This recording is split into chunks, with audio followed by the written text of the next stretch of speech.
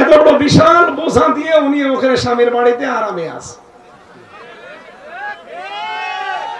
আর স্বামী স্ত্রীর সম্পর্ক কিন্তু আমরা মানি না, কারণ দাদা হচ্ছে ফুল হাতা আর আমরা হাফ হাতা। দাদা ফুল হাতা না, এই কথা বলে না কেন?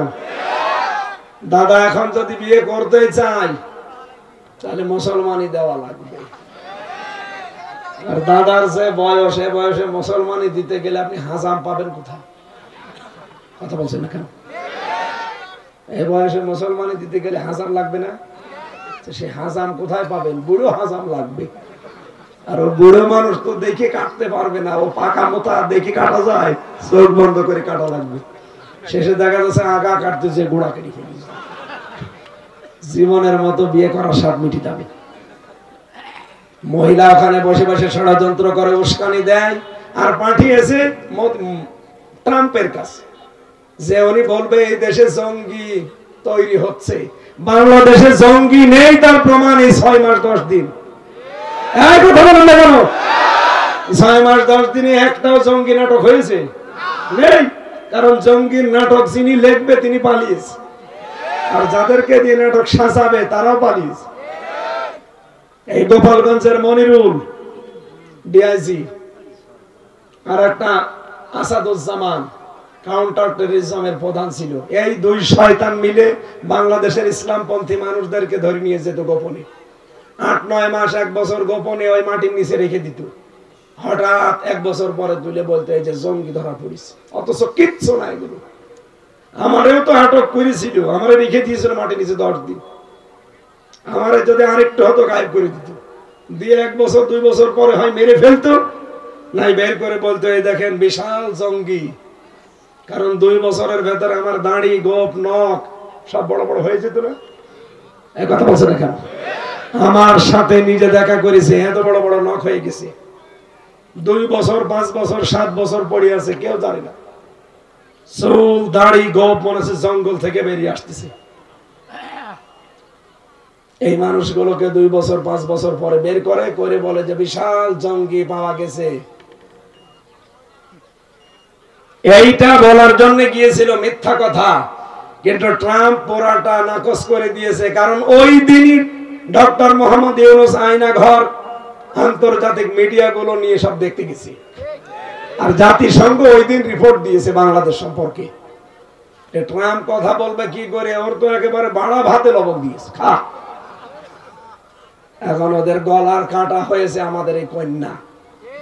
পৃথিবীর নিকৃষ্ট মানুষের তালিকায় তো এমনি নাম আসে নাই, আল্লাহ নাম দিয়ে দিয়েছে। হাসিনার কথা আমি এই জন্য বলছি, আমি নিজে ভিকটিম তো, কারণ আমার উপরে বাস গাড়ি গেছে, এই জন্য মুখ দিয়ে বের হচ্ছে। ওদের তো চরিত্র নেই, ওরা তুলে নিয়ে আসতো। কারণ দায়িত্বে যে কটা ছিল অফিসার, সঞ্জয় দত্ত, দেবদুলাল, সুব্রত বালা, আশিক কুমার, এদের সব আল্লাহর ওলির নাম বলছি না? এদের কাছে কোনো আলেম জালেম আছে? এরপরে সিসি ক্যামেরা দিয়ে রাখতো 24 ঘন্টা, আমি যেন কারোর সাথে কথা বলাবো না। এইরকম কঠিন পরিস্থিতি তৈরি করে কি করলেন আপনি? কিছুই করতে পারেননি। নিজে এখন নিজের বাপ দাদার দেশে থাকতে পারলেন না। এই জন্য যে যা করেছিলেন অতটুকু শোধ আল্লাহ দুনিয়ায় তার উপরে তুলবে। এই জন্য আমরা এমন কোন কাজ যেন সামনে না করি 5 বছর পরে আমার বাড়ি আবার আযাবুল বুলডোজার নাজিল হয়। কয়েকদিন আগে কি নাজিল হয়েছিল? বিশ্বের অন্যান্য দেশেও আমরা পাইনি। এই তো রাত জেগে থাকা লাগবে কোন কারণে? এই দেশে আসরের পর থেকে আপনারা আরম্ভ করেছেন, রাত এখন 11টা বাজে না। যেটা ইসলাম না ওটা পালন করা যাবে না ভাই, তাহলে আপনার ক্ষতি হয়ে যাবে। মনে করছেন যে সারা রাত ধরে মনে হয় খুব লাভ হবে। কিসের লাভ? সকালে আমাদের কর্মজীবন নেই, কি করে খাবেন আপনি? এইটা শোনা যদি ফরজ হয়, কর্মজীবন কি ফরজ? ফাইজা কুদিয়াতিস সালাতু ফান্তাশিরু ফিল আরদি ওয়াবতাগু মিন ফাদলিল্লাহ। নামাজ যখন শেষ হয়ে যায় আর ঘরে বসে থাকবা না, যাও সমিলে ছিলিয়ে পড়ো, আল্লাহর রিজিক তালাশ করো। নামাজ পড়াও ফরজ, কাজ করাও কি? সুতরাং এরকম সিস্টেম আমাদের এই সিরাজগঞ্জ, পাবনা, নাটোর, এই বগুড়া, এই 4-5 জেলায় আমি দেখতে পাই, অন্য জেলায় এগুলো নেই। আল্লামা সাঈদী সাহেব সারা জীবন কোরআনের কথা বলেছে, সর্বোচ্চ রাত 9:30 10টায় শেষ। কেন? তার মাহফিলে মানুষ হতো না? কেন আপনি তার নিয়মটা পালন করতে পারেন না? তাফসীরুল কোরআন মাহফিল লিখে দিয়েছেন, এটা তো তার তৈরি করা। আমাদের উপমহাদেশে তাফসীর মাহফিল নাম শুনলে আমরা জানি এটা বানিয়েছে আল্লামা সাঈদী। সে যেই নিয়মে করেছে আপনি সেই নিয়মে করবেন, এত রাতে চলবেন কোন কারণে? মানুষের মেধায় কথা ধরার একটা লিমিট আছে। এই যে বললাম ফ্রন্টাল লব যেটা কাজ করছে, আপনি কম্পিউটার এখানে ভেড়ান, আপনাকে আমি সব দেখাবো। এই জন্য বিশ্বের যত দেশ আছে 1 থেকে মাস্টার্স পর্যন্ত যত বিশ্ববিদ্যালয় আছে সব জায়গায় ক্লাস হয় 45 মিনিট। কয় মিনিট? আপনি ঘুমিয়ে পড়েছেন না? কয় মিনিট? কেন? যারা বিশ্ববিদ্যালয় ক্লাস নেয় আপনি জানেন তাদের জ্ঞানের গভীরতা। আমার বিশ্ববিদ্যালয় স্যার আমি কিছু পেয়েছি আল কোরআনের, যেগুলো রিয়াদ থেকে মিশর থেকে এসেছিল। এদের মেধা, এদের যোগ্যতা, এদের এক একটা শব্দের উপরে গবেষণা এত বেশি। 45 মিনিট না, 45 ঘন্টা যদি ক্লাস নেয় কেউ উঠবে না। কিন্তু 45 মিনিটের পরে ওনারে আর থাকতে দেবে না, আবার আর এক স্যার এসে ওনারে বের করে দেবে। কেন? কারণ বিজ্ঞান এই ক্লাসরুম যেগুলো সাজানো হয় সাবজেক্ট আকারে, এই মাথায় কথা ধরার একটা লিমিট থাকে। 45 মিনিটের পরে যে কথাই বলবেন আগেরটা মুছে যাবে। কথা বুঝতেছেন? আমরা যেহেতু ক্লাস আকারে কথা বলি, চিল্লা পাল্লা করে আন্দাজে উল্টা পাল্টা করে সাপের কাহিনী মাছের কাহিনী না, কোনো লাভ নেই। তাফসীর মাহফিল লিখেছেন আমি আধা ঘন্টা বলবো, 1 ঘন্টা বলবো, কিন্তু তাফসীর আকারে যেন কিছু শিক্ষা বের করতে পারি। আজকের মাহফিল তো এই উদ্দেশ্যে দিয়েছেন না লোক দেখানোর জন্য। আশা করছি যা দেব এখান থেকে ডেলিভারি, এটা যেন আপনি রিসিভ করে বাড়ি নিয়ে এসে আমল করতে পারে। আগামী থেকে অনুষ্ঠান রাত 10টার ভেতরে শেষ করে দেবে। মাগরিব থেকে এশা পর্যন্ত একজন শেষ, এশার পরে একজন তুলে দেবেন, রাত 10টায় মাহফিল শেষ। বাংলাদেশের সবচাইতে বড় তাফসীর মাহফিল হয় চট্টগ্রামে প্যারেড ময়দানে। এবার আমি ছিলাম 4র্থ দিন, তাদের রাত 9:30টায় মাহফিল শেষ। এখানে কয়জন মানুষ হয়েছে? ওখানে 15 লক্ষ মানুষ ছিল। আপনি টের পাচ্ছেন? এখানে তো 1 লক্ষ হবে না, 10,000 মানুষই হবে। 15 লাখ মানুষ, 3-4 কিলোমিটার জায়গা লাগে। সেখানে যদি রাত 9:30টায় অনুষ্ঠান শেষ করে দিতে পারে, আপনারা তাদের চাইতে বড় অনুষ্ঠান করে ফেলেছেন। আগামী থেকে আশা করছি আমার এই কথাগুলো রাখবেন এবং এটা রেকর্ড হচ্ছে, সারা বাংলাদেশে যাচ্ছে। আগামী অনুষ্ঠানে যদি কাউকে আমাকে নিয়ে আসেন কোন জেলায়, আমি সাইদি সাহেবের মতো নিয়ম করে দিয়েছি রাত 9:30টায় 10টায় মাহফিল যেন শেষ হয়ে যায়। যদি পারেন এই নিয়ম নিয়ে আনবেন, না হলে আমার দাওয়াত দেওয়ার দরকার নেই। খালি বাড়ি ভাই মুখের দিকে তাকিয়ে আমি এখনো জেগে আছি, আমার এখন ঘুমিয়ে পড়ার কথা। 3টা বছরে জালেমরা এমন কোন অত্যাচার নেই, টর্চার নেই আমার শরীরে করে নাই। মাথার চুল থেকে পা পর্যন্ত 1 ইঞ্চি জায়গা ফাঁকা নেই। আমার জামা কাপড় আমি খুলতে পারি না, খোলা পড়ে আছে। এই যে দেখছেন না কিরকম লাগছে, রেস্টে থাকার দরকার আমার। ডাক্তাররা বলেছে মুখে টেপ মেরে রাখবেন, কিছু চাইলে লিখে দেবেন। এরপরেও 2টা-3টা করে অনুষ্ঠান প্রতিদিন। আপনাদের শুধু এই দাওয়াত নেওয়া আছে বলে আশা লাগছে। এই দাওয়াতটা অনেক আগে নেওয়া, আজকে না আসলে বাড়ি ভাইকে আপনারা গালি দিতেন। গালি দিতেন না? বলতেন একটা সিটার বাটপার। অথচ আমি তো পারছি না, জালেমরা আমার সব শেষ করে দিয়েছে। আপনারা এখন আয়না ঘরে চেয়ার দেখতে পান, ওটা কারেন্টের শর্ট দেওয়া চেয়ার, ওটা দিলে এভাবে লাফায়। আর আমি মিনি আয়না ঘরে যেখানে ছিলাম 10 দিন, ওই চেয়ারে বসালে ওটা লাফায় না, ওটা ঘরে। হাতের সাথে পায়ের সাথে ওরা ক্লিপ আটকিয়ে দেয়, এই গলার সাথে ওরা বেল্ট আটকিয়ে দেয়, বেল্ট। একটা সুইচ টিপ দেয়, 1 টিপে আপনি 120 বার ঘুরবেন। 1 মিনিটে যদি 120 বার ঘোরে, আপনার মাথা ঠিক থাকবে? কিছুক্ষণ পরে দেখবেন আমি 2-3টা দুনিয়া দেখতে পাচ্ছি। এমন মেশিন সেট করা হাতের সাথে পায়ের সাথে, শুধু এসে মেশিনটা এরকম টিপ মারবে, আপনার আঙ্গুলগুলোর এই নখ সব খুলে চলে আসবে। নখ খুলে নিলে ফিনকি দিয়ে রক্ত বের হয়, বের হয় না? তখন ওর উপরে লবণ ছিটিয়ে দেয়। এই ছিল আমার উপরে শাস্তি। 11 ঘন্টা মাজায় দড়ি লাগিয়ে টাঙিয়ে রেখেছি। যে কথা বলতে পারছে এটা আল্লাহর শুকরিয়া। আমার সামনে কত মানুষ মরে গেছে, বের করে নিয়ে চলে গেছে। আমি তো ভাবিও না যে আমি আবার বাইরে যাব। এখন আমার যে চলছে এটা বোনাস লাইফ না। মাইক আমার মন মতো হচ্ছে না, টন ঠিক করে না, আওয়াজ বাড়িয়ে দেন। কানের দিকে মাইক দরকার, আরো ঘুরিয়ে দেন। বাইরে আওয়াজ দেওয়ার দরকার নেই। এমনি গলা বসে গেছে, জোরে চাপ দিলে আর কথা বলতে পারবো না।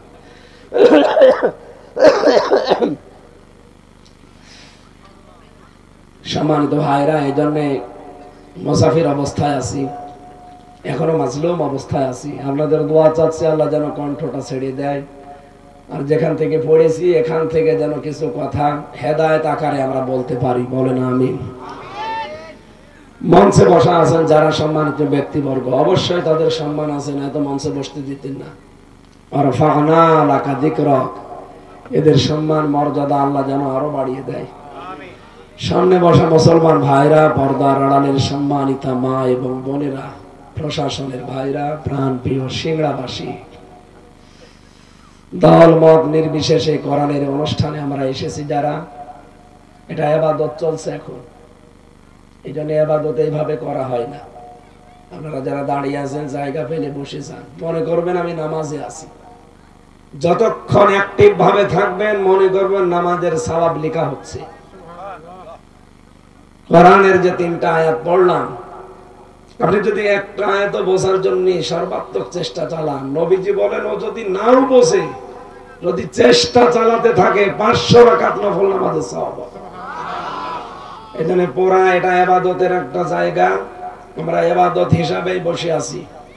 যিনি আমাদেরকে নিয়ে এসেছেন আমরা সুস্থ আছি, বলেন আলহামদুলিল্লাহ। যে লোকটার কথা বললাম ভেলোরে, এই লোকটার ক্যান্সার হয়েছিল শুধুমাত্র বেশি বেশি রাত জাগা আর আলোর ভেতরে থাকার কারণে। এই জন্য আমরা আমাদের জীবনটা যেন নিজের হাতে ধ্বংস করে না দেই। একটা কোনো কিছু শরীরে বেঁধে গেলে তখন দোষ দেয় যে আল্লাহ, না আল্লাহর না, আপনি নিজের দোষ। নবীজি সারা জীবন কোনোদিন গ্যাস্ট্রিক, আলসার, পেটের পীড়া তার হয়নি। কেন হয়নি? কারণ তিনি পেটকে 3 ভাগ করে খাবার খেতেন। 1 ভাগ খাবার, 1 ভাগ পানি, আর 1 ভাগ খালি রাখতেন হজম হওয়ার জন্য। আর আমরা খেতে খেতে টুটি পর্যন্ত খাই। খাওয়ার পরে মিষ্টি খাওয়া সুন্নত বলে আরো খাই, তারপরে হজম হওয়ার জায়গা করে। এই জন্য বেশি বেশি যারা খাবার খায় দেখবেন 2টা জিনিস তাদের বড় হয়, একটা পেট আর একটা মৌস। এত বড় বড় পেট হয়, মহিলারা লজ্জা পায় পেট দেখে। আল্লাহ, ছেলে মেয়ে হয় আমাদের আর পেট হয় এর, আখেরি পেট। কোলাকুলি করতে যাবেন জীবনও তার পেটের কারণে আপনি বুক পাবেন না। কি কথা বলছেন এখানে? আর একটা জিনিস বড় হয়, কি? মোষ। বলেন, আপনি দেখবেন এমন বড় বড় মোষ হয় জেনারেল ওসমানের মতো। আমি কুষ্টিয়ার বড় বাজার একজনকে পেয়েছিলাম, দেখি যে ওর মোষ সাদা। কি গো, কালকে দেখলাম মোষগুলো কালো কুচকুচে, আজকে সাদা। বললাম চাষা, কালকেও তো মোষ কাঁচা ছিল, আজকে পাকলো কি করি? ও যে দুধ খেতে যে সর লেগেছে। কি বড় মোষ, চিন্তা করেছেন? দুধ খেতে যে সর লেগেছে ও টের পাই। এই জন্য খাবারের আগে যদি 3টা সুন্নত আপনি পালন করতে পারতেন, জীবনও আপনার পেট বুকের উপরে বড় হতো না। পৃথিবীর কোন নবীর পেট বড় ছিল না, সবার বুক ছিল বড়, পেট ছিল ছোট। এই জন্য তারা সত্যের সামনে বুক পেতে দিতে পেরেছিলেন। আমাদের তো বুক নেই, শুধু পেট, এই জন্য পালিয়েছে। এক একজন চোর আপনাদের সিংড়ার একটা আছে। আজকে আদালত আজকে রায় দিয়েছে, ওনার যত স্থাবর অস্থাবর যত সম্পদ আছে আপনাদের এলাকা মিলে সারা বাংলাদেশের বিভিন্ন জায়গায় সব রাষ্ট্রীয় কোষাগারে যেন জমা দেওয়া হয়। সুবহানাল্লাহ, ঠিকই বলেছে। কারণ উনি যা করেছে সুবহানাল্লাহ বলারই দরকার।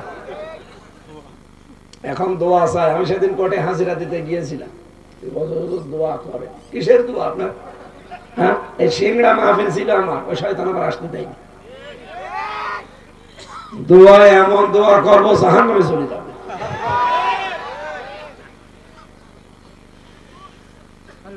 এই যে পাবনা পাশের জেলা, নাটোরের পরে পাবনা না, রূপপুর, যে পারমাণবিক কেন্দ্র হয়েছে, এখান থেকে ৭৬,০০০ কোটি টাকা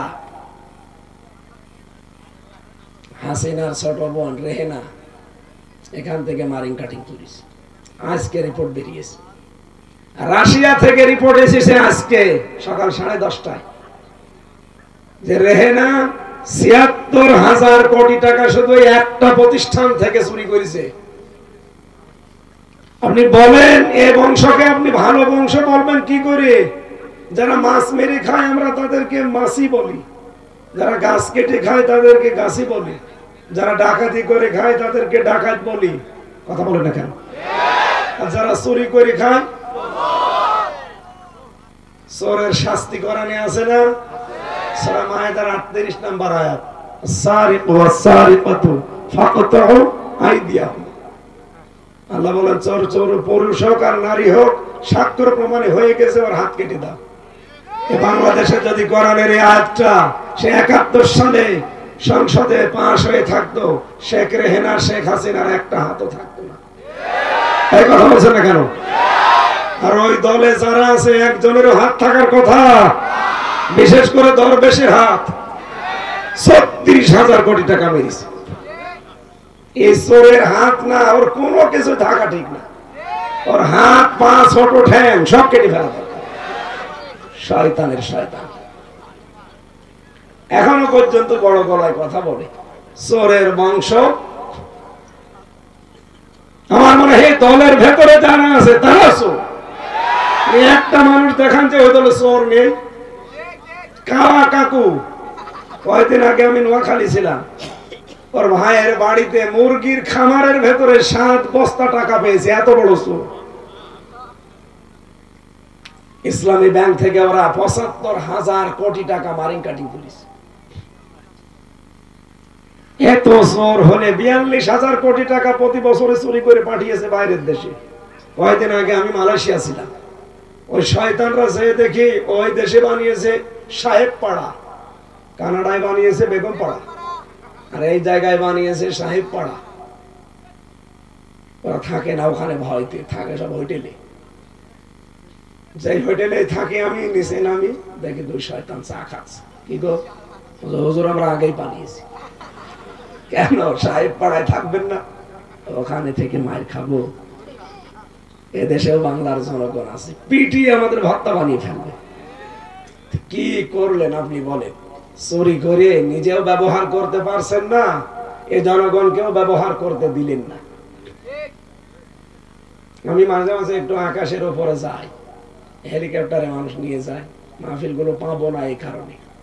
পাইলট আমারে মাঝে মাঝে দেখায়, হুজুর এই যে দেখেন এই জায়গাগুলো পড়ে আছে, অথচ যত টাকা মারিং কাটিং করেছে 15.5 বছরে, এই টাকাগুলো যদি পাচার না করে ওই শয়তানরা এখানে কর্মসংস্থান বানাতো, তাহলে এই দেশের ৩৬ লাখ যুবক এখন বেকার। কত? ৩৬ লাখ। এই মানুষগুলো বাইরের দেশে যে পায়খানা সাফ করে, রাস্তা ঝাড়ু দেয়, রুটি বানায়, আমি নিজে দেখেছি। এদের বাইরের দেশে যে রুটি বানানো লাগতো না, এই দেশে একটা কর্মসংস্থান পেত, তাও সম্মানজনক জীবন পেত। আমাদের এই দেশটাকে আল্লাহ এমন ভাবে বানিয়ে দিয়েছেন, এটা একটা নিয়ামত। এই যে পাশে নেপাল, ভুটান, ওদের দেশে সমুদ্র নেই। ওরা সমুদ্র দেখতে হলে আমার দেশে আসা লাগবে। আর আমার দেশে হিমালয় পাহাড় নেই, ওদের দেশে আছে। ওখানে আল্লাহ বহু সম্পদ এক জায়গায় করে রেখেছেন। আর আমাদের এই সমুদ্র বন্দরে, এই মাতার বাড়ি যেটা সমুদ্র বন্দর আছে, সন্দ্বীপে আছে, চট্টগ্রামে আছে, এই জায়গাগুলো যদি সত্যি আমরা ব্যবহার করতে পারতাম, আর ব্যবহার সামনে হবে। আজকে সকালবেলা ডক্টর মোহাম্মদ ইউনূস ঘোষণা দিয়েছে যে এগুলো ব্যবহার হবে। এগুলো ব্যবহার হলে ভারতের এই 7 সিস্টার, নেপাল, ভুটান এবং আমাদের দেশ চীন, সবার কাজ হবে। আমাদের কিচ্ছু নেই, কিন্তু আমাদের সম্পদ হচ্ছে আমরা জনগণ। 18 কোটি জনগণ আমরা জনসম্পদে যদি পরিণত করতে পারি, চীন আজকে প্রযুক্তির কারণে এত বেশি এগিয়ে যাচ্ছে। আমার সাথে জেলে চীনা 2 জন ছিল, তাদের নামে মামলা হয়েছিল বলে তারা জেলে আমার সাথে ছিল। এদের যে প্রযুক্তির যে বুদ্ধি, ওদের মাথা না, ওদের মাথা একটা কম্পিউটার। জীবনে যেটা কোনোদিন ভাবতে পারি না সেইটা দিয়ে ওরা জিনিস বানায়। যে পানি খেয়ে খেয়ে আমরা ফেলে দেই না বোতলগুলো, ওরা দেখতাম বোতলগুলো পানি খেয়ে ফেলে দিয়ে মুখগুলো আটকে উল্টো করে 3-4টা প্যাচ দিয়ে বেঁধে চেয়ার হিসাবে ব্যবহার করে। জীবনে কোনোদিন কল্পনা আসে না আমার। চীনে মানুষ, পৃথিবীতে সবচাইতে বেশি মানুষ বাস করে চীন দেশে। কোন দেশে?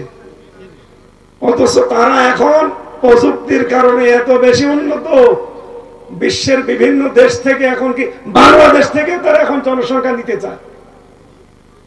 ওদের এত বেশি জনসংখ্যা থাকার পরেও যদি আমাদের দেশের মানুষ ওদের দরকার হয়, আমাদের দেশের এই জনসংখ্যাকে আমরা জনসম্পদে পরিণত করতে পারবো না? বলেন। আমি বনি আদমকে সম্মান দিয়েছি।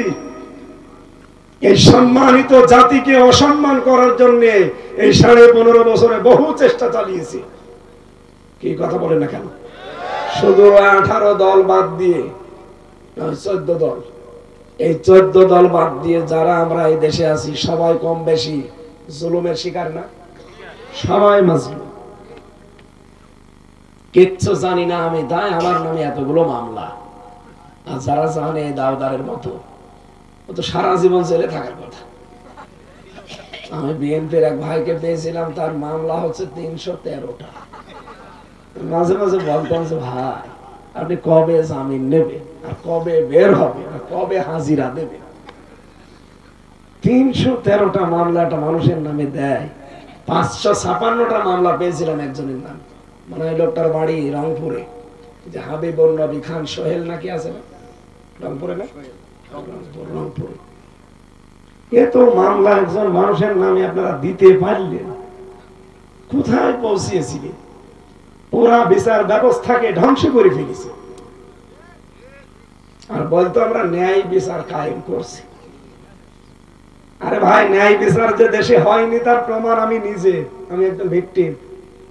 আমার নামে মামলা দিয়েছে, আমি নাকি আনসারুল্লাহ বাংলা টিমের প্রধান। ও সাতাশে কি আমি জানি। ঘরে শুয়েছিলাম, ধরে নিয়ে এসে থানায় দিল। এখান থেকে এই যে রিমান্ড, এই যে মামলা একটার পর একটা। আমার বাবার কাছে বলে যে টাকা দেন, না দে মামলা আরো দেবো। ও তো গ্রাম্য মানুষ, ভয়তে টাকা দিয়ে দেয়। একবারে 8 লাখ 10 লাখ। আর আমি যে আকিস গ্রুপে ছিলাম, এদের কাছে নিয়েছে 32 লাখ। এত টাকা নিলেও শয়তানরা কথা ঠিক রাখে না, পরের দিন আবার মামলা দিয়েছে। আর মামলা দিলেই তো ওদের লাভ, কারণ যে যত বেশি মামলা দিতে পারে তার প্রমোশন নাকি তত বেড়ে যায়। আমার মামলার আয়ু এখন পালিয়ে বেড়াচ্ছে। সেদিন আমারে কল দিয়েছিল, বলছে হুজুর মাফ করে দিয়ে। বলছে মাফ করে দেবো, আগে টাকা ফেরত দেবো। এই কথা বলে না কেন? মাফ করে দেবো, টাকাগুলো ফেরত দেন। সুতরাং এই দেশে যারা জুলুম, অত্যাচার, নির্যাতন করে করে একেবারে দেশটাকে শেষ করে দিয়েছেন, আর চুরি করে দেশটাকে ফকলা বানিয়ে ফেলেছেন। এই দেশে এত বড় ঋণ এখন। আপনি নয় 14টা ব্রিফকেস নিয়ে পালিয়ে চলে গেলেন, ওর ভেতরে শুধু ছাই ছিল আর মাটি ছিল নাকি? আপনারা জানেন না, আমার দেশ পত্রিকা রিপোর্ট দিয়েছে, হাসিনা যাবার সময় 14টা ব্রিফকেস নিয়ে গেছে। কারোর সাথে কোনো কথা বলেনি, শুধু পাইলটকে বলেছে বাক্সগুলো উঠেছে, বলছে হ্যাঁ চলো। কাউকে যে বলে যাবে বলতে পারতো না যে বলক চলে গেলাম, কিছুই বলে না। আমার নাম্বারটা জোগাড় করে বলতে পারতো না যে হামজা 3 বছর জেল খাটালাম, মাফ করে দিয়ে চলে গেলাম, কিছুই বলে না। চুরি করে পালিয়ে চলে গেল। যে কে একটু শান্তিতে আছে, এ দেশের বিরুদ্ধে এখনো পর্যন্ত ষড়যন্ত্র করে যাচ্ছে। এই কথা বলেন না কেন? সবচাইতে গুরুত্বপূর্ণ এবং ভয়ঙ্কর ষড়যন্ত্র করেছে 2 দিন আগে। আপনারা জানেন, ট্রাম্প ক্ষমতায় আসার পরে চলছিল, গত 2 দিন আগে ও পাঠিয়েছে মোদিকে। ট্রাম্পের কাছে যেন মিথ্যা চিত্তা বলে বানিয়ে আমাদের দেশ সম্পর্কে কথা বলতে পারে যে দেশ জঙ্গিতে ভরে যাচ্ছে, আপনি তাড়াতাড়ি হাতে নেন অথবা আমারে দেন, আমি হাসিনারে আবার পাঠাই। এই কথা বলেছিল ট্রাম্প। বলেছিল ওটা আপনার ব্যাপার, আমি জানি না। হাসিনার কোন বিষয় আমি শুনতে চাই না, কারণ ওরে আমি মানুষই মনে করি না। মানুষ মনে করে না কেন? কারণ তার আগের দিন একটা রিপোর্ট বেরিয়েছে, ট্রাম্প জাতে মাতাল হলো, টানে ঠিক আছে। তাম দুনিয়ায় 257টা রাষ্ট্র, কয়টা? 257টা রাষ্ট্রের ভেতরে সবচাইতে নিকৃষ্ট মানুষের তালিকায় প্রথম নম্বরে নাম এসেছে হাসিনা। এর মতো নিকৃষ্ট মানুষ এই দুনিয়ায় আর নেই। 2 নম্বরে নাম এসেছে বাশার আল আসাদের। আমাদের জন্য কলঙ্ক যে 1 নম্বরে আমরা পেলাম। যে বাড়ি ভাই বলছিলেন যে চোর নাকি ওনার নামও পড়ে যাচ্ছে, ওনার থানায় এসে চুরি হয়েছে। আমাদের দেশ হিসাবে আমরা এখন কলঙ্কিত। বিশ্বের মানুষ জানে যে নিকৃষ্ট মানুষ একজন বিশ্বের 257টা দেশের ভেতরে, সেটা কোন দেশে? এই বংশটা শুধু বাংলাদেশের বদনাম করছে। ওনার বোন রেহেনা, তার মেয়ে টিউলিপ, বাইরের দেশের জন্য বদনাম। বাংলাদেশটাকে ডুবিয়ে ফেলার জন্য এই বংশটাই যথেষ্ট। এই জন্য বাংলার জনগণ দেখেন কি করেছে, গড়িয়ে দিয়েছে একেবারে। ম্যাডাম খালেদা জিয়াকে আপনি এক কাপড়ে 40 বছর বসবাস করা বাড়ি থেকে বের করে দিয়েছেন। ম্যাডাম ওই দিন যে কান্দা কেঁদেছিল, সামাম দুনিয়া ওনার কান্না দেখে কেঁদেছে। কথা বলেন না কেন? আমি শহীদ জিয়াকে ভালোবাসি, কারণ তার নামের আগে মানুষ এমনি উচ্চারণ করলে কি বলে? শহীদ বলে। এই শব্দটাকে খেলা করার জন্য? এত গুরুত্বপূর্ণ শব্দ আল্লাহ জাত তার নামে দেয় না। কই বঙ্গবন্ধুর নামে তো কেউ বলে না শহীদ বঙ্গবন্ধু বলে। আমার মনে হয় আরো এই কথা বলে যে বঙ্গবন্ধুরে ওইভাবে মারা ঠিক হয়নি, ওরে কোপানোর দরকার ছিল। আমি এইটা শুনেছি একজনের কাছে যে হুজুর ওইভাবে ওরে মারা ঠিক হয়নি, ওরে টুকরো টুকরো করলে ভালো হইতো। কিন্তু শহীদ জিয়া, জিয়ার নাম শুনলে মানুষ শহীদ বলে। ওনার নামে আমি মসজিদে নামিরা, আরাফাতের ময়দানের পাশে একটা মসজিদ আছে, সেখানে ওনার নাম ধরে কাবার ইমাম দোয়া করছিল। আমি ওই সময় হজে ছিলাম। বলেছিল শহীদ জিয়াউর রহমান। এর বাংলাটা বলছি, আরবিতে উনি দোয়া এটা করছিল। বাংলা অর্থ এই যে আরাফাতের ময়দানে লক্ষ লক্ষ নিম গাছ লাগিয়েছে এই লোকটা, হাজার হাজার মানুষ তার ছায়া পায়। আল্লাহ তুমি শহীদ জিয়াউর রহমানের মাথার উপরে তোমার আরাফাতের মতো কুদরতের ছায়া দিয়ে ঢেকে রাখো। এটাকে বাংলাদেশের মানুষ শুধু আমিন বলেছে ওই দিন? তাম দুনিয়ার যত হাজি সব ওই দিন বলেছে আল্লাহুম্মা আমিন। এই জন্য শহীদ জিয়া নাম শুনলেই দোয়া চলে আসে। আপনাদের পাশের জেলায় বাড়ি বগুড়া। আল্লাহ রাব্বুল আলামিন তাকে শাহাদাতের মর্যাদা যেন দান করেন। তার একটা সন্তানও মারা গেছে, আরাফাত। আল্লাহ আরাফাত ভাইকেও কবরে যেন মাফ করে দেন। আর একজন যেহেতু পরবাসী হয়ে পড়ে আছে, জুলুম অত্যাচার নির্যাতনের শিকার হয়, আল্লাহ তাকেও যেন দেশে ফিরিয়ে আনার তৌফিক দেন। আমরা দেশটাকে আবার সাজাতে চাই। দেশটা শেষ হয়ে গেছে ভাই। আপনি এক পরিবার যদি এক প্রতিষ্ঠান থেকে ৭৬,০০০ কোটি টাকা চুরি করে, দেশটার কিছু আছে? কিচ্ছু নেই, সব শেষ করে দিস। এখন এই দেশে কেউ জন্ম নিলে তার মাথার উপরে ১,১০,০০০ টাকা ঋণ। এত বড় বিশাল বোঝা দিয়ে উনি ওখানে স্বামীর বাড়িতে আরামে আছে। আর স্বামী স্ত্রীর সম্পর্ক কিন্তু আমরা মানি না, কারণ দাদা হচ্ছে ফুল হাতা আর আমরা হাফ হাতা। দাদা ফুল হাতা না? এই কথা বলে না কেন? দাদা এখন যদি বিয়ে করতে চাই তাহলে মুসলমানি দেওয়া লাগবে।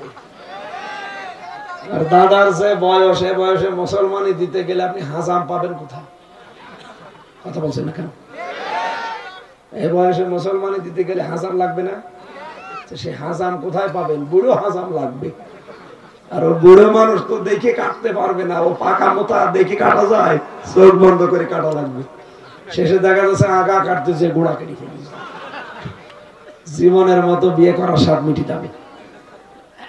মহিলা ওখানে বসে বসে ষড়যন্ত্র করে উস্কানি দেয় আর পাঠিয়েছে ট্রাম্পের কাছে, যে উনি বলবে এই দেশে জঙ্গি তৈরি হচ্ছে। বাংলাদেশে জঙ্গি নেই, তার প্রমাণ এই 6 মাস 10 দিন। এই কথা বলেন না কেন?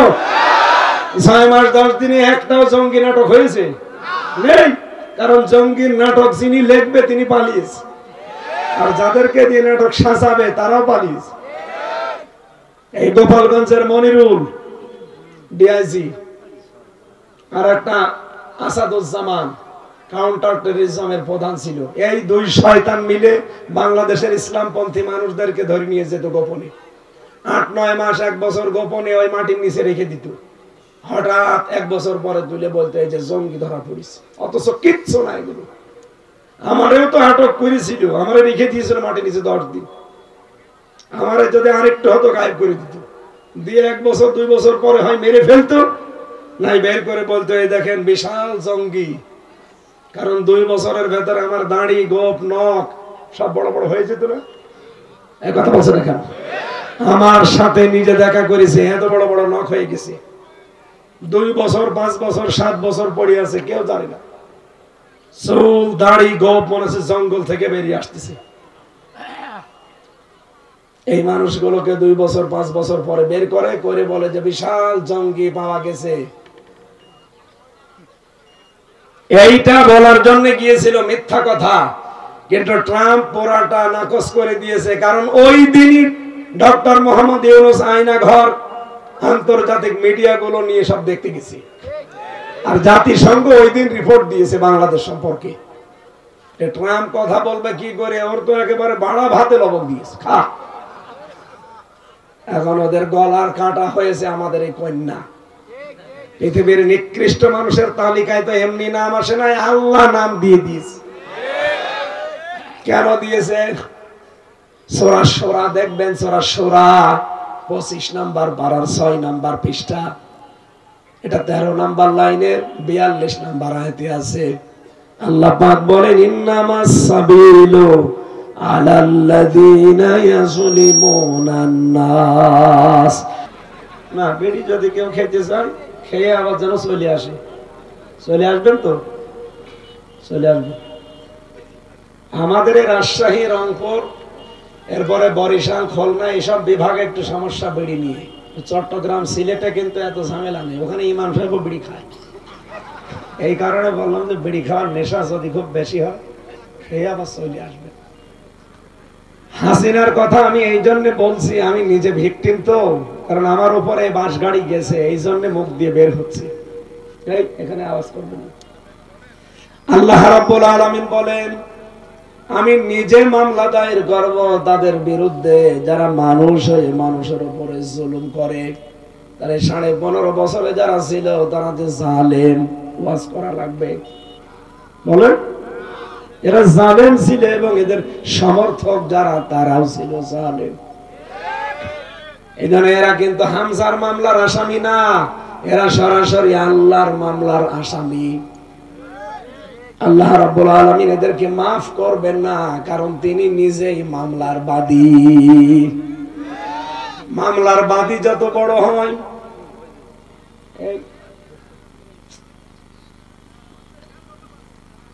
মামলার বাদী যত বড় হয় দেখবেন মামলাটা তত জটিল হয়, কঠিন হয়।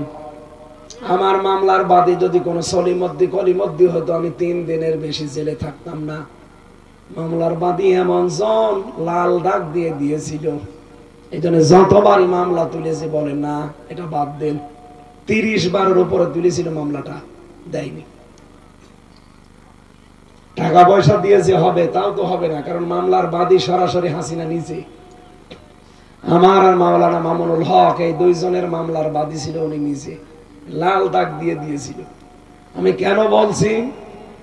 কারণ নিজে আল্লাহ মামলার বাদী জালেমদের, আর নিজেই বিচারপতি। বলেন জালেমদেরকে কে দাঁড়াবে উকিল হয়ে তার পক্ষে? কে কথা বলেন না কেন? আমাদের পক্ষে কোন উকিল দাঁড়াতে ভয় পেত, কারণ তার লাইসেন্স আবার বাতিল হয়ে যায় কিনা। তাহলে আপনি জালেমের বিরুদ্ধে আল্লাহ নিজে মামলা দেবে, নিজেই বিচারপতি, কে দাঁড়াবে আপনার পক্ষে বলেন আপনি? সুতরাং 15.5 বছরে যারা জুলুম করেছেন, আপনার দুনিয়াও শেষ, আখিরাতও শেষ। আমরা যেন এরকম কপাল নিয়ে আর না তৈরি করি। আমাদের সামনে এমন দেশ গঠন হবে যে দেশে কোনো আয়না ঘর, আরো জোরে বলেন আয়না ঘর। এটা যে কত বড় মানবতা, মানবতার সাথে কৌতুক। আমি 10 দিনেই হাত পাগল হয়ে গিয়েছিলাম, অথচ ওখানে ব্যারিস্টার আরমান 8 বছর কাটিয়েছে। এদিকে 3.5 হাত, এদিকে 1.5 হাত, সামনে পায়খানা দেওয়া, এতটুকু জায়গা। পায়খানার কোনো দরজা জ্বালানা, কোন দেওয়াল, কিচ্ছু দেওয়া নেই। আপনি বসবেন, সব দেখা যাবে।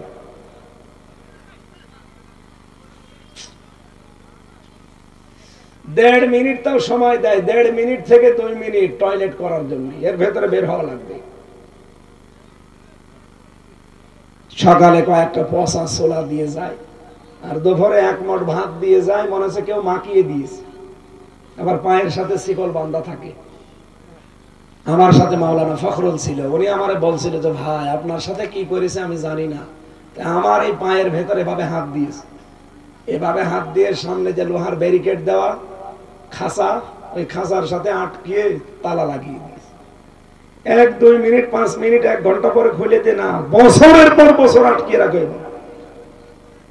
আমি দেখতাম আমার সাথে ফাঁসির ওই কন্ডেম ছেলে লোকটা ছিল, এমনি এদিক 3.5 হাত, এদিকে 1.5 হাত, বলেন আমার নিজেরই শোয়ার জায়গা নেই। আর উনি হাত পা ছেড়ে দিয়ে দেখতেন এভাবে 60 পা। আরে ভাই এভাবে থাকেন, আমি থাকবো কোথায়? বলে হামজা এইভাবে থাকা যে কত বড় নিয়ামত, মানুষ যে শুয়ে থাকে, আমি নিজে টের পাচ্ছি যেটা কত বড় আল্লাহর নিয়ামত শুয়ে থাকা। আমি 3 বছর শুতে পারিনি এইভাবে, 3টা বছর 24 ঘন্টা বসে কাটিয়েছি। মানুষ এত এত নিচে নামতে পারে ক্ষমতার জন্য।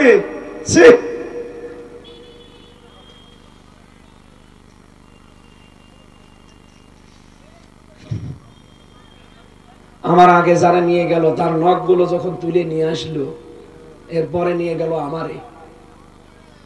আমি তো চিন্তা করেছিলাম আমার নখ মনে হয় একটাও থাকবে না। ওরে নিয়ে যখন নখগুলো মেশিং টিপ দিয়ে সব তুলে ফেলেছে একবারে, এরপরে ওই লোকটার ওই নখের উপরে লবণ ছিটিয়ে দিয়েছে। সে কি কন্দন করা, সে মানে জান প্রাণ ছেড়ে দিয়ে কান্নাকাটি। আপনি সে একটু কোন জায়গায় কেটে গেলে লবণ দিয়ে দেখেন কেমন চলে।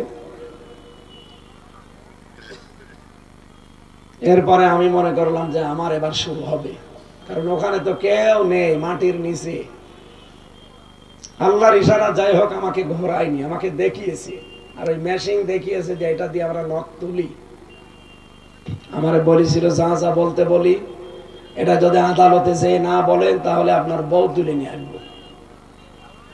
ওদের তো চরিত্র নেই, ওরা তুলে নিয়ে আসতো। কারণ দায়িত্বে যে কয়টা ছিল অফিসার, সঞ্জয় দত্ত, দেবদুলাল, সুব্রত বালা, আশিক কুমার, এদের সব আল্লাহর ওলির নাম বলছি না? এদের কাছে কোনো আলেম জালেম আছে? এরপরে সিসি ক্যামেরা দিয়ে রাখতো 24 ঘন্টা, আমি যেন কারোর সাথে কথা বলাবো না। এইরকম কঠিন পরিস্থিতি তৈরি করে কি করলেন আপনি? কিছুই করতে পারেননি। নিজে এখন নিজের বাপ দাদার দেশে থাকতে পারলেন না। এই জন্য যে যা করেছিলেন অতটুকু সদ আল্লাহ দুনিয়ায় তার উপরে তুলবে। এই জন্য আমরা এমন কোন কাজ যেন সামনে না করি 5 বছর পরে আমার বাড়ি আবার আযাবুল বুলডোজার নাজিল হয়। কয়েকদিন আগে কি নাজিল হয়েছিল? আযাবুল বুলডোজার। এটা সামনে যেন আর নাজিল না হয়, এমন কাজ আমরা আঞ্জাম দেব ইনশাআল্লাহ। আমরা তেলাওয়াত করেছিলাম সূরা আরাফ। আরাফ মানে কি? পরিচিত হওয়া। আরাফ মানে কি? বাংলাদেশে আমাদের নাটোর জেলায় আছে কিনা জানি না, যারা বলে আমরা মারেফত, এটা মারেফত না, এটা মায়ের পথ। কোরআনে কারিমে আল্লাহ মারেফত বলে কিছু দেয়নি। নামাজ এটা শরীয়ত, নামাজের সাথে পরিচিত হওয়া এটা মারেফত। এক কথা বলেন না কেন? যাকাত এটা শরীয়তের বিধান, এর সাথে পরিচিত হয়ে আদায় করার নাম হচ্ছে মারেফত। আদম আর হাওয়া যেই ময়দানে পরিচিত হয়েছিলেন, ওই ময়দানের নাম কি? আরাফাতের ময়দান। সুতরাং আরাফা ইয়ারিফু মারিফা বা উরফুন থেকে শব্দটা এসেছে। আমরা আরাফা এই মারিফত এই সমস্ত শব্দ নিয়ে যেন ধোকায় না পড়ে যায়। যেহেতু পাশে এই যে কুষ্টিয়া, এখানে তো মারিফতের খনি, লালনের মাজারে। আপনাদের এই নাটোর বগুড়া থেকে মানুষজন যায়, বউ ছেলে মেয়ে নিয়ে যায় মারিফত খোঁজ করার জন্য। কিসের মারিফত? ওটা ঈমান মারার পথ। আমরা তেলাওয়াত করেছি এরকম একটা সূরা থেকে, নাম কি? আরাফ। বলেন বলেন। তাফসীরের ভাষায় বলছি এবার।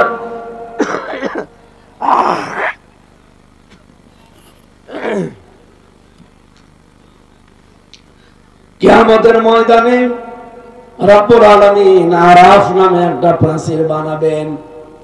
এর উপরে কিছু মানুষকে আল্লাহ দাঁড় করিয়ে দেবেন। এরা জান্নাতেও যাবে না, জাহান্নামেও যাবে না। সাহাবী প্রশ্ন করলেন, হে নবী, এরা জাহান্নামে যাবে না, এরা জান্নাতেও যাবে না, কতদিন এখানে থাকবে আর কেন জান্নাতে যাবে না? বিশ্বনবী বলেন, এরা জান্নাতে যাবে না এই কারণে এদের সব ঠিক ছিল, কিন্তু মা বাবার সাথে আচরণ ভালো ছিল না। বাংলাদেশে নেই? অনেক ভালো মনে হয় দেখতে, কিন্তু মা বাবার সাথে কথা বলে না।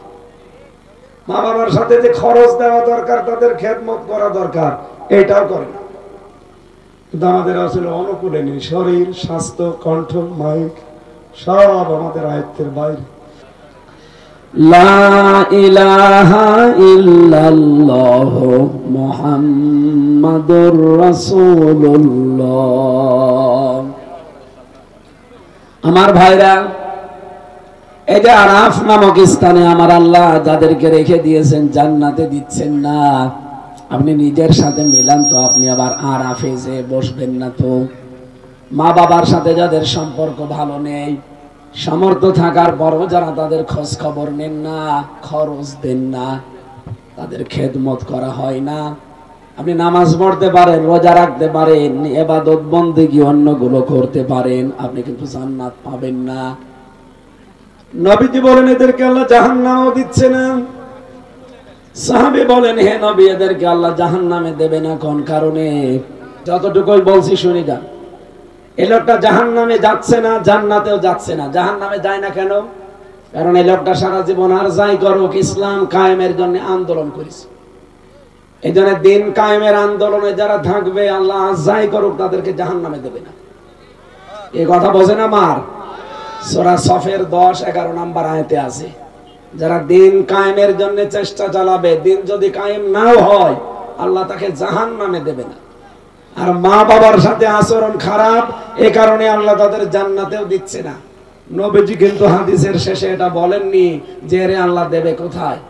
বলেন তো, এরকম জীবন যদি আমাদের হয়, এই জায়গায় যদি আমরা প্রাচীরে দাঁড়িয়ে থাকি, আমাদের কপাল কি এবার বলেন? এরকম কারো যেন কপাল পোড়া না হয়। আমরা এখান থেকে শিক্ষা নিয়ে মা বাবার সাথে আচরণ যতটুকু সম্ভব, যদিও অনেক পরিবারে আজ সম্ভব হচ্ছে না বর কারণে। এই কথা বললেন না? হাজারো পরিবারে শুধু বর কারণে সন্তান পারে না তার মা বাবার হক আদায় করতে। আমি নিজে একজন স্বামী, এখানে যত স্বামী বসে আছে, প্রত্যেকটা স্বামী আমরা চাই আমার বিয়ের পরে মা বাবা আমাদের সাথে থাকবে। কিন্তু 100 জনের 80 জন বউ এটা চায় না। এই কথা বলেন না কেন? খালি বলে দে আলাদা হয়ে যান, ও বুড়ো বুড়িকে বাদ দিয়ে দেন, বড় ছেলের কাছে দিয়ে দেন, অথবা বাইরে তাড়িয়ে দেন, বৃদ্ধাশ্রমে দিয়ে আসেন। এগুলো বলে না? কার বউ এরকম মন ছোট বলে? হাত তোলেন তো। এই এলাকায় এখনো শুরু হয়নি। এই বিলের ভেতরে এরকম বউ আর কোথা থেকে পাবে? সম্মানিত মা বোন যারা বিভিন্ন জায়গায় বসে আছে, শুধু নামাজ পড়া, রোজা রাখা, কালো বোরকা পরা ইবাদত না। শ্বশুর শাশুড়িকে নিজের মা বাবার মতো মনে করাও ইবাদত। বলেন বলেন। নবীজি বলেন, কোন স্ত্রী যদি চায় যে আমার স্বামীর হায়াত আরো বেড়ে যাক, আমার স্বামী আরো বেশি দিন বেঁচে থাকুক, তার সম্পদ, তার প্রভাব প্রতিপত্তি, তার মান সম্মান আরো বেড়ে যাক, সেই স্ত্রী যেন তার স্বামীকে বারবার বলে, স্বামী তুমি যাই করো রক্তের সম্পর্কগুলো ঠিক রাখো। একজন মানুষের সাথে সবচেয়ে বেশি রক্তের সম্পর্ক কার? মা বাবার। বলেন বলেন। মা বাবার সাথে যেহেতু সম্পর্ক আমাদের সবচেয়ে বেশি, তাহলে বউ তো আমাদেরকে এ উদ্বুদ্ধ করা দরকার যে স্বামী যা করো মা বাবা যেন ভুলে যেও না। মা বাবার পরে আমাদের সম্পর্ক বেশি আমার ভাই আর বোনের সাথে। কথা বলে না কেন? সেই ভাই বোনের সাথে এই বোর কারণে আমার সম্পর্ক আজ খারাপ। এক মায়ের পেটে জন্ম নিয়ে আমার বোনের সাথে আমি আজ 3 বছর কথা বলি না। কার কারণে? বোর কারণে। এই কথা বললে না কেন? এরকম পরিবার দেশে নেই। এই জন্য নামাজ দিয়ে রোজা রেখেও আপনি জান্নাত যেতে পারবেন না যদি রক্তের সম্পর্ক ঠিক আপনার না থাকে। অনেকে মনে করে এইটা আর কি এ দুনিয়ার বিষয়। কে বলেছে আপনাকে? এগুলো সব ইবাদত। আর এই কারণে আপনি জান্নাতেও যেতে পারছেন না। যেহেতু ইসলামী আন্দোলন করতেন, দিন কায়েমের জন্য আপনার চেষ্টা, এই জন্য আল্লাহ জাহান্নামও দেবে না। যদি এখানে দাঁড়িয়ে থাকেন কি হবে? আপনার জান্নাতও নেই জাহান্নামও নেই। থাকেন এই প্রাচীরে দাঁড়িয়ে। এই আরাফ থেকে আমরা তেলাওয়াত করেছি আলিফ লাম মিম সাদ, এটা হরফে মুকাত্তাত। রব্বুল আলামিন বলেন কিতাবুন উনসিলা ইলাইকা, হে নবী এই কিতাব আমি আপনার প্রতি নাযিল করেছি। ফালা ইয়াকুন ফি সাদরিকা হারাজুম মিনহু, এটা দিয়ে যখন মানুষদেরকে সতর্ক করবেন তখন আপনার মনের ভেতরে যেন কোনো সংকীর্ণতা, দ্বিধা, দ্বন্দ্ব, ভয়, ভীতি, সন্দেহ এগুলো কাজ না করে। অযিকরালিল মুমিনিন, কোরআন মুমিনদের জন্য উপদেশ। বলেন সুবহানাল্লাহ। এই আয়াতের ভেতরে যে হারাজুন আছে, এই শব্দের আমরা 2টা ব্যাখ্যা পেয়েছি তাফসিরে। পৃথিবীর প্রতিটি জিনিসের কিন্তু একটা না একটা নিয়ম আছে, না নেই? কোরআনে কারীম আমরা আপনার সামনে উপস্থাপন করব, এর একটা নিয়ম আছে না? এটা তো আর কনসার্ট না যে লাভ দিলাম না। কিভাবে মানুষের সামনে কোরআনে কারীম উপস্থাপন করা লাগে এটা 1500 বছর আল্লাহ আগে আমাদের শিখিয়ে দিয়েছেন। এই যে হারাজুন শব্দটা মাঝে এই জন্য লাগানো আছে। 1 নাম্বার ব্যাখ্যা হারাজুনের এই, নবী আপনি যখন কোরআন থেকে কথা বলতে যাবেন, এমন মানুষ আপনার সামনে বসে আছে যারা আপনার বক্তব্য না বোঝার কারণে মন খারাপ করতে পারে। এরকম মানুষ দেশে নেই? 2 নম্বরে আপনি কোরআনের ব্যাখ্যা যখন দেবেন, যে এলাকায় কোরআনের তাফসীর করবেন ওই এলাকা থেকে এমন এমন ইবাদত মানুষ করে, আবহমান কাল থেকে হয়তো এই নিয়ম নীতি চলে আসছে। আপনি যখন কোরআনের ব্যাখ্যা করবেন ওই বানানো ইবাদত চলবে না। কথা বোঝেন না? আপনারা ঘুমাচ্ছেন। বাংলাদেশে বহু বানানো ইবাদত আছে, মানুষ বানিয়েছে ইবাদত গুলো। আমি নিজে ছোট্ট এই মেধা দিয়ে পেয়েছি প্রায় 34টা বানানো ইবাদত বাংলাদেশে চলছে। মানুষ বানিয়ে বানিয়ে এগুলো ইবাদত মনে করে চালিয়ে দেয়। কোরআনের তাফসীর করলে এগুলো একটাও টিকবে না। নবী আপনি দেখবেন ওই সময় যারা আপনাকে নিয়ে গেছে ওই মানুষগুলো মন খারাপ করবে যে কারে নিয়ে আসলাম। আমি একবার ঝিনাইদহ গিয়েছিলাম যখন বিশ্ববিদ্যালয়ে পড়তাম, ওই 13-14 সালের দিকে। এক দরবারে নিয়ে গেছে আমারে, আমি জানতাম না ওটা পীরের দরবার। যে আমারে বলছে হুজুর শিরিকের বিষয়ে কথা বলবেন। আমি শিরিকের যত প্রকার আছে সবগুলো বের করলাম। শিরিক বিল জাত, শিরিক বিল সিফাত, শিরিক বিল ইখতিয়ার, শিরিক বিল হুকুক, এভাবে 120 প্রকার। আল্লাহ যে দেখি ওই জায়গায় পীর সাহেবকে মহিলারা সেজদা দিচ্ছে। মেজাজ গেল খারাপ হয়ে, উঠেই শুরু করলাম ওই আয়াত দিয়ে, ইন্নাল্লাহা লা ইয়াগফিরু আইয়ুশরাকা বিহি ওয়া ইয়াগফিরু মা দুনা যালিকা লিমান ইয়াশা। আল্লাহ সব গুনাহ মাফ করবে কিন্তু শিরিকের গুনাহ। বলেন বলেন। 15 মিনিটও হয়নি পীর সাহেব ওখান থেকে চিল্লাচ্ছে, তাড়াতাড়ি ওরে নামা, আমার দরবার গেল। আমি তো তাফসীর করছিলাম কোরআন দিয়ে, আপনার দরবার তো টিকবে না, কারণ এখানে শিরিক চলছে। কারণ সেজদা আল্লাহ বাদে কাউকে দেওয়া জায়েজ। আরো জোরে বলেন।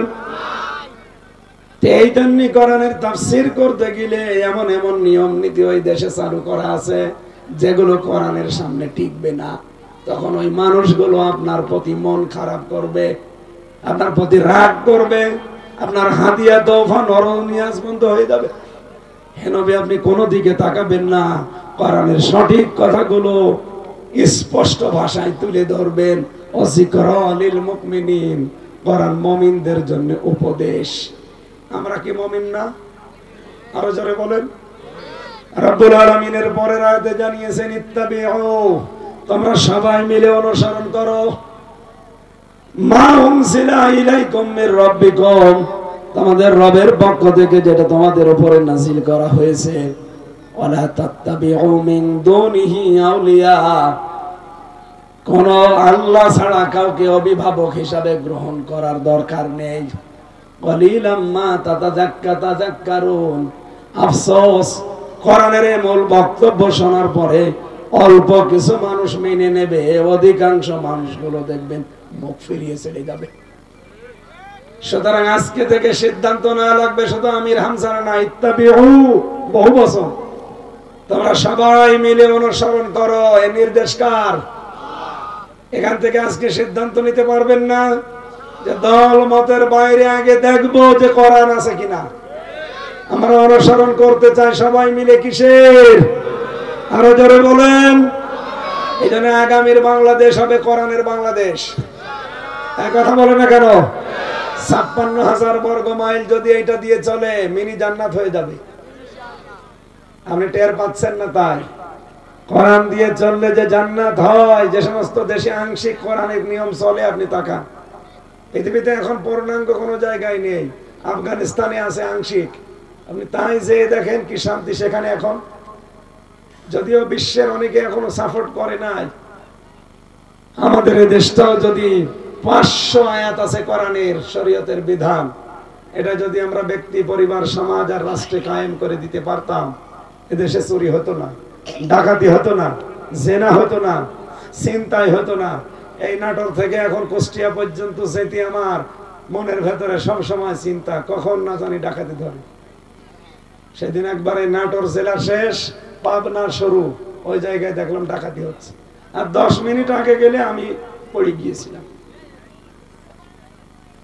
এই চিন্তা তখন আর থাকবে না যদি এটা কায়েম হয়ে যায়, আর আমরা এটাই দেখতে চাচ্ছি সামনে।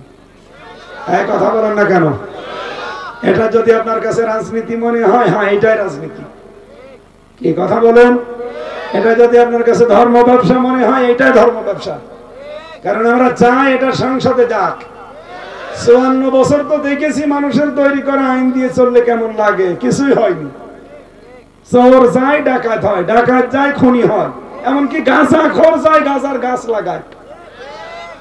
আমার নিচতলায় যে ছিল এক গাঁজা খোর, ও নিজে যেয়ে ওর ভেতরে গাঁজার গাছ লাগিয়েছে। জেলারে বলছে, এই বেটা তুই গাঁজার গাছ লাগালি কি করে? বলছে, স্যার আমি ওই যে মামলার হাজিরা দিতে গিয়েছিলাম, আমার তো বন্ধু বান্ধব আছে বাইরে, ওরা গাঁজার বীজ দিয়েছিল, ওইটা আমি মুখের ভেতরে টোপলা করে নিয়ে এসেছিলাম, মেশিনে ধরা পড়েনি। এসে এই যে গাছের টোপলা লাগিয়েছি, গাঁজা গাছ আজ 2 মাসে দেখেন কত বড় হয়েছে। জেলার তো হিন্দু, তো বলছে, শয়তান তুই গাঁজা খাওয়ার কারণে পুলিশে ধরে তোরে জেলে দিল, আমি তোরে রাখলাম জেলের এই সেলের ভেতরে, তুই এখানেও গাঁজার গাছ লাগিয়েছিস, তোরে তো এখন স্বর্গে দেওয়া লাগবে। ও তো আর জান্নাত বিশ্বাস করে না, বলছে স্বর্গে দেওয়া লাগবে। সম্মানিত ভাইরা, ডক্টর কামালের তৈরি করা এই সংবিধান আজ ৫৪ বছরে ১৭ বার কাটাকাটি হয়েছে, কিছুই হয়নি। এটাও সংবিধান। এর ভেতর একটা সূরা আছে, সূরা ফুরকান। ফুরকান মানে সংবিধান। এর ভেতরে ৭৭টা আয়াত আছে। এই ধারাগুলো দিয়ে বাংলাদেশের সংবিধান বানিয়ে চালান, ৪১ সাল লাগবে না, ৪১ ঘন্টায় বাংলাদেশ জান্নাত হয়ে যাবে। এই ক্ষমতা কোরআনের নেই? এই বলেন, এটা শুধু তাবিজ কবজ করার জন্য না, এটা রাষ্ট্র চালানোর জন্য আল্লাহ দিয়েছে। আর আমরা এটা ঝাড় ফোঁক হিসাবে খালি ব্যবহার করি। কারো ছেলে মেয়ে হয় না, বলে হুজুর একটু আপেল পড়িয়ে দেন। সেই দিন এসেছিল একজন আমার কাছে, বলছে হুজুর এই আপেলটা পড়িয়ে দেন, আমার খালি বারবার মেয়ে হয়। আমি এখন সূরা ফাতিহা পড়লাম, আমারে বলছে হুজুর এমন ভাবে আপেল পড়বেন যেন ছেলে হয়। মনে আছে আমি ডাউনলোড করে দেবো ছেলে। সম্মানিত মা বোনেরা, অনেক মহিলা এরকম আছে, মনে করে বাবার কাছে গেলে বিভিন্ন তাবিজ কবজ নিলে, ঝাড় ফোঁক নিলে মনে হয় এগুলো হয় না। সন্তান দেওয়ার মালিক কে?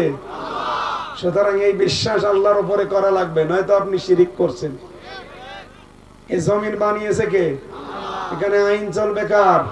সুতরাং আল্লাহর আইন বাদ দিয়ে অন্য আইনের পক্ষে যারা কাজ করেন তারা শিরিক করছেন। যারা শিরিক করে তারা মুশরিক। এই কথা বলেন না কেন? এই যে সবে বরাত চলে গেল, সামনে সবে কদর আসতেছে। সবে বরাত বলেন, সবে কদর বলেন, দুই প্রকার মানুষকে বাদ দিয়ে আল্লাহ সবাইকে মাফ করে দেয়। এক নাম্বার মুশরিক যারা শিরিক করে, আর দুই নাম্বার যারা হিংসুক। আর এই দুইটাই বাংলাদেশে বেশি। এত হিংসা করেছিল এই ডাইনি মহিলা, যাদের উপরে হিংসা করেছে তাদের জীবনটাই নষ্ট করে দিয়েছে। আপনি নিজেকে, আমি খালি একটু বর্ণনা দিলাম, আমার নিজের উপরে যা গেছে তাই। আমার চাইতে 100 গুণ বেশি হয়েছে ব্যারিস্টার আরমানের উপর। তারে 8 বছর এক জায়গায় এভাবে হাত পা পেছনে দিয়ে ফেলে রেখেছিল। 8 বছর।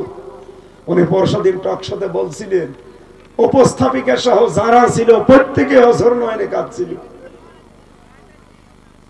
কি যে অত্যাচার হয়েছে, আল্লাহ এমনি জালেমের তক্তা নড়িয়ে দেয়নি, এই কারণে দিয়েছে। হাজারো মুসলিমের চোখের পানি আর্তনাদ, বিশেষ করে বিডিআরদের। কত বিডিআর বিনা কারণে 16 বছর জেল খাটতেছে। আমি একজনকে পেয়েছিলাম এই নাটোরের এই যে এই বড়াই গ্রাম এলাকায় বাড়ি, আর 16 বছর পড়ে আছে, আর 1 মাস পরে তার রিটায়ার্ড হয়ে যাবে। অথচ মিথ্যা একটা মামলা দিয়ে 16 বছর তার জেল খাটিয়েছে। মাঝে মাঝে আমরা তাহাজ্জুদ পড়তে উঠতাম, আর উনি উঠতো, দেখতাম হাও মাও করে কাজ, আর একটা আওয়াজ দিত, আহ। আমার মনে হয় এই আফসোসটা আল্লাহর আরশে চলে গেছে। কত মানুষের চোখের পানি যে জালেমের চেয়ারের সাথে মিশেছিল, আল্লাহ এমনি ধরেছে। আল্লাহ রাব্বুল আলামিন আমাদের হেফাজত করেন। আগামীতে যারা ক্ষমতায় আসবেন তারা যেন জালেম না হয়। এই কথা বলেন না কেন? আর আমাদের ভেতরে কোনোদিন হিংসা না থাকে। আমার হচ্ছে হোক, এই ভাইও হোক, হিংসা হচ্ছে ওইটা, আমার হোক ওর যেন না হয়, এটার নাম হিংসা। এটা করলে আপনার নেকি কাটে আগুন লাগালে যেমন পুড়ে যায়, আপনার নেকি ওইভাবে পুড়ে যাবে। আমরা আজকে থেকে অনুসরণ করব দল মত নির্বিশেষে সবাই আল্লাহর কোরআনকে। এর সাথে যেটা মিলবে রাজি আছি, না মিললে সেটা বাদ। আল্লাহ মেনে চলার তৌফিক দিন। আমি আমার কণ্ঠের জন্য আর পারলাম না, মাপ চেয়ে নিলাম। আগামী থেকে আবার দেখবো, চেষ্টা করি। আল্লাহুম্মা আমিন। লা ইলাহা ইল্লা আনতা সুবহানাক ইন্নী কুনতু মিনাজ জালিমিন। রব্বুল আলামিন, সারা জীবন অপরাধ করে জীবনটা নষ্ট করে ফেলেছি। যেভাবে আরম্ভ করেছিলাম কয়েক ঘন্টা বললেও আমার শেষ হতো না, কিন্তু কণ্ঠে আমার সাপোর্ট দিচ্ছে না। আল্লাহ মারাত্মক ব্যথা, মেহেরবানি করে তুমি কণ্ঠটা আগের মতো বানিয়ে দাও। 3.5 হাত বডির এক চুল জায়গা নেই জালেমরা যেখানে অত্যাচার করে না। আল্লাহ তাআলা, আমি জামা কাপড় খুলতে পারি না, এত অত্যাচার দ্বারা আমার মাথার চুল থেকে পায়ের তালু পর্যন্ত করেছিল। আমার শরীরটা একেবারে ধ্বংস করে দিয়েছে। তোমার কাছে দোয়া করছি, এই হাজারো মানুষ নিয়ে আমার কণ্ঠ, আমার শরীরটা তুমি আগের অবস্থায় ফিরিয়ে দাও। এই মাহফিলের আয়োজন যারা করেছে এদেরকে মাফ করে দাও। যারা এই কবরে ঘুমিয়ে আছে, আল্লাহ কবর গুলো জান্নাত বানাও। মেহেরবানি করে মা বোনদেরকে ক্ষমা করে দাও। আল্লাহ, আমি আবার বলছি, আমার কণ্ঠটা তুমি ভিক্ষা দাও। প্রধান অতিথি আল্লাহ তারা বড় ভাই দাউদার মাহমুদ, তোমার এই গোলামের জীবনের ভালো কাজগুলো কবুল করো, অন্যায় কাজগুলো মাফ করে দাও। সম্মানিত সভাপতি একজন আলেম মানুষ, জনাব মাওলানা আব্দুল খালেক। যত আলেম এখানে এসেছে আলেমদের মঞ্জুর করো। যার মাধ্যমে আসলাম, মাওলানা আব্দুল বারী, আল্লাহ তোমার এই গোলামকেও কবুল করে নাও, তার বাবা নেই, তার বাবাকেও মাফ করে দাও। আমি আবার বলছি আল্লাহ তুমি আমার কণ্ঠটা ভিক্ষা দাও। আলহামদুলিল্লাহি রাব্বিল আলামিন, লা ইলাহা ইল্লাল্লাহু মুহাম্মাদুর রাসূলুল্লাহ।